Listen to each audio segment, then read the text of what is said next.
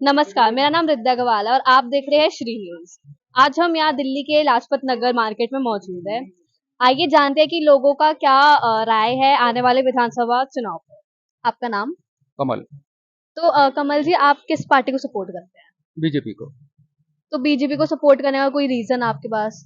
नरेंद्र मोदी जी की नीतियां हैं, जो काम उन्होंने करा है इतने सालों में, जो देश के लिए कर रहे हैं, तो उस हिसाब से तो हम उन्हीं के साथ जाएंगे।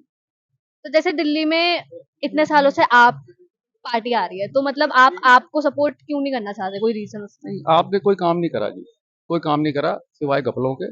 और इनके अलावा इनके पास कोई काम नहीं है। सब इनकी बेकार की कहानियां हैं।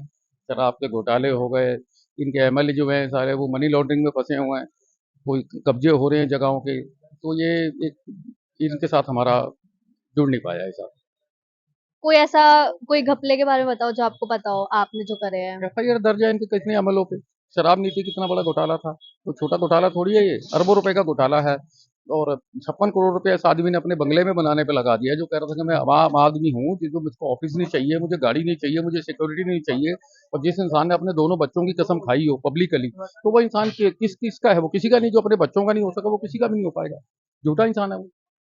जो इंसान अपने बच्चों की झूठी कसम खा रहा है खड़े होके पब्लिकली और वादे कर रहा है लोगों से, और उसके बाद 2 महीने बाद ही पलटी मार गया, तो क्या इस पे भरोसा करें? इंसान पे किसके साथ होगा? ये किसी के नहीं होगा। सही बात है। तो जैसे एक भारत का नारा है कि अ, बटोगे तो कटोगे, तो आप इसके बारे में क्या कहना चाहेंगे? देखिए, बंटना और कटना किसी जाति विशेष के लिए नहीं कहा गया। ये सिर्फ ये है कि हमें हिंदुस्तानियों को सबको आपस में मिल के रहना है।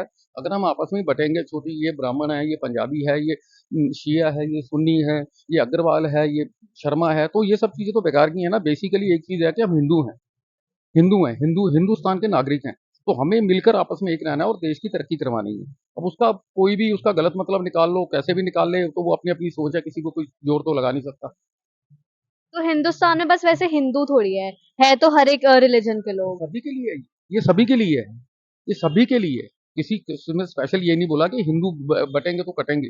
ये तो एक नारा है कि बटेंगे तो कटेंगे। बाकी देशों में जाकर देख लो क्या हाल हो रखा है, सीरिया वगैरह, बांग्लादेश वगैरह, इनमें क्या चल रहा है।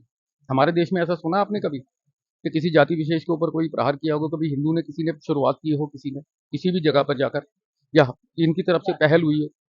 हमेशा हर जगह पे फंस ही रहे हैं, मर ही रहे हैं।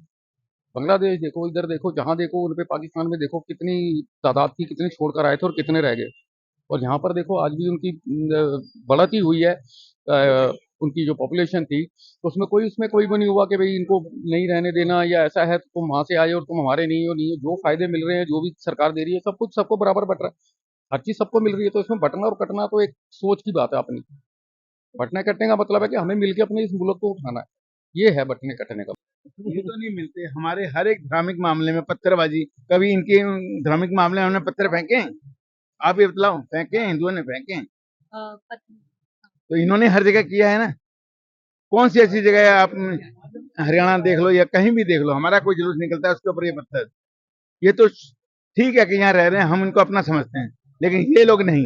ये आज भी हमारे ऊपर हथियार लेके तैयार खड़े हुए हैं। पर हम ये भी तो कह सकते हैं कि उनका मस्जिद तोड़वा के हमने राम मंदिर कौन सा बनवाया। हमारे था वो?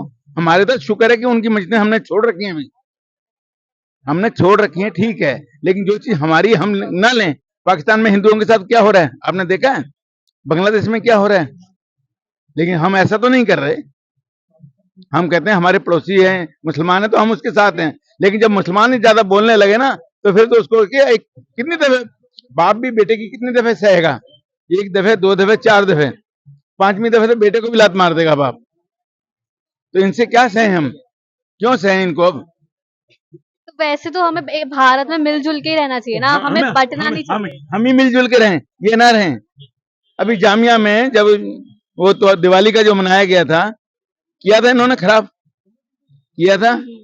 कौन सी ऐसी जगह ये लोग कहा नहीं करते? आप एक चीज दिला दो कि जहां इन्होंने हमारे साथ अच्छा किया हो।